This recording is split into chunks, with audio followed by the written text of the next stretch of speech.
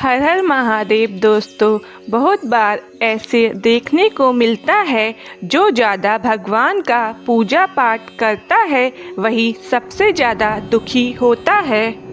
इसका सीधा सा उत्तर यह है कि ज़्यादा पूजा पाठ करने वाला भक्ति के स्वरूप को नहीं समझने के कारण पूजा पाठ तो करता है, लेकिन वह अनजाने में सकाम पूजा ही करता है, जिसका फल उसे सुख दुख के रूप में ही मिलता है।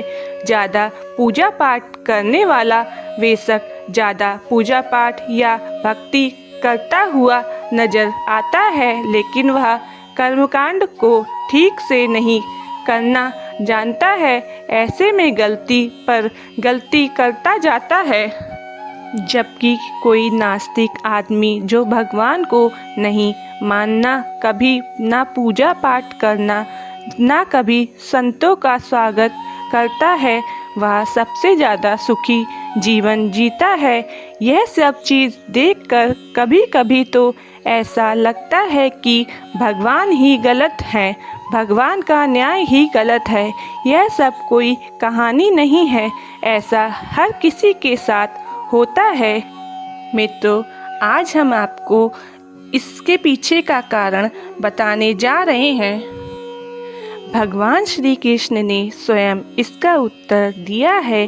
आखिरी ज़्यादा पूजा पाठ करने वाले लोग दुखी और परेशान क्यों रहते हैं? इसका उत्तर भगवान श्री कृष्ण ने श्रीमद् भागवत गीता के माध्यम से बड़ी स्पष्टता के साथ बताया है। तो चलिए फिर शुरू करते हैं। नमस्कार दोस्तों, आप सभी का स्वागत है हमारे YouTube चैनल सनातन धर्म धारा। मित्रों, अगर आप हमारे YouTube चैनल पर नए हैं तो कृपया कर हमारे चैनल को सब्सक्राइब कीजिए, वीडियो को लाइक कीजिए तथा शेयर कीजिए। धन्यवाद। चलिए शुरू करते हैं आज की प्रस्तुति। मित्रों, बात द्वापर युग की है, जब भगवान श्री कृष्ण अर्जुन के बीच संवाद हो रहा था। तब अर्जुन ने भगवान श्री कृष्ण से पूछा, हे माधव, जो लोग ज़्यादा पूजा पाठ करते हैं वह ज़्यादातर दुखी और परेशान ही क्यों रहते हैं? इसके पीछे का क्या कारण है? जबकि जो लोग भगवान का नाम भी नहीं लेते, भगवान का स्मरण बिल्कुल भी नहीं करते और हमेशा गलत कार्य करते हैं, उन लोगों को मैं हमेशा सुखी देखता हूँ। इसके पीछे का रहस्य मुझे समझाने का प्रयास करें। तब भगवान श्री कृष्ण ने एक छोटी सी कहानी के माध्यम से अर्जुन को इसका उत्तर दिया।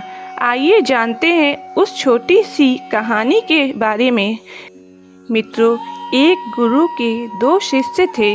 दोनों ही बड़े 6 विद्वान थे। दोनों में सिर्फ फर्क इतना ही था कि एक भगवान को मानने वाला था और दूसरा भगवान को ना मानने वाला नास्तिक था।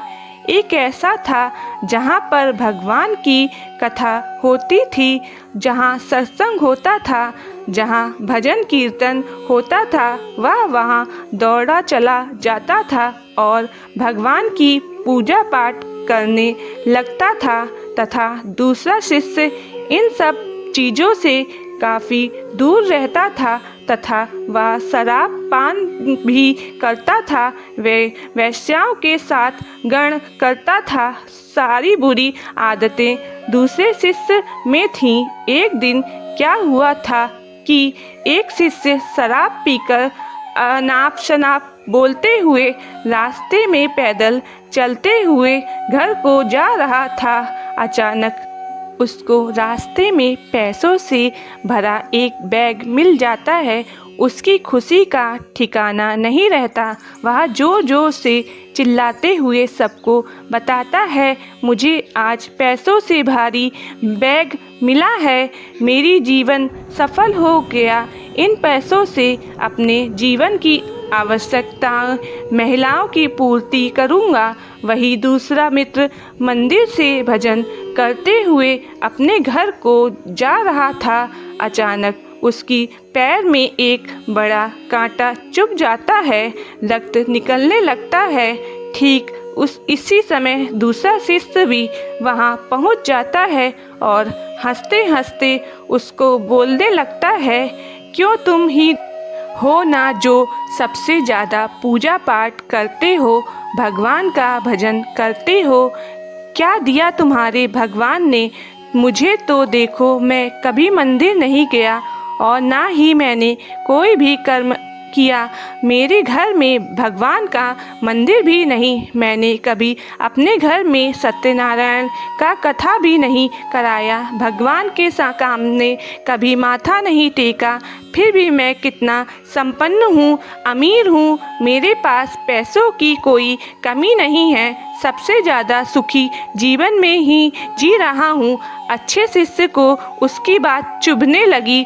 उसने मन ही मन विचार किया, हाँ यह तो सच बोल रहा है। मैं कितना दुर्गा पूजा करता हूँ और वह कुछ नहीं करता। इतना सोचते हुए वह अपने गुरु के पास चला जाता है और यही प्रश्न गुरु से करता है।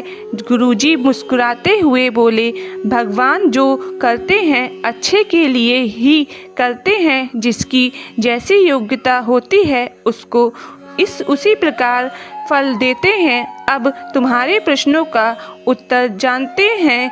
भगवान ने तुम्हारे पैर में ही क्यों कांटा चुभाया और उसको पैसों से भरा बैग क्यों मिला? सुनो, तुमने इसके पीछे के पिछले जन्म के बहुत से पाप किया था, इसीलिए तुम्हारी आज मौत होने वाली थी। लेकिन तुम बच गए क्योंकि तुम मंदिर गए थे, तुमने भगवान की पूजा की थी। यही कारण है तुम्हारी मौत ना होकर सिर्फ एक पैर में कांटा चुभ गया। अब तुम्हारे मित्र की बात करते हैं। पूर्व जन्म में वह एक संत महापुरुष था, इसीलिए उसकी आज किस्मत बदलने वाली थी। वह करोड़पति बनने वाला था, मगर इस जन्म में उसने कोई भी अच्छा कर्म काम नहीं किया। इसीलिए पूर्वजन्म के फल के रूप के अनुसार उसको थोड़ा सा पैसा ही मिला, जबकि वो आज धन संपत्ति का मालिक बनने वाला था।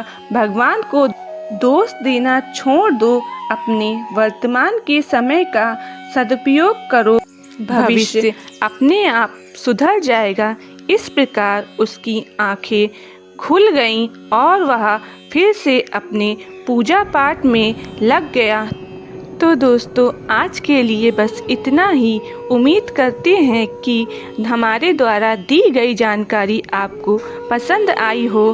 तो मित्रों, अगर आपने अभी तक हमारे चैनल को सब्सक्राइब नहीं किया तो कृपया कर सब्सक्राइब कीजिए। वीडियो पसंद आई हो तो लाइक कीजिए तथा शेयर कीजिए और कमेंट ज़रूर कीजिए। अगर हमारे चैनल को सब्सक्राइब नहीं किया है तो कृपया ज़रूर से सब्सक्राइब कीजिए। तो चलिए, आज के लिए बस इतना ही। हर हर महादेव, शिव शंभू।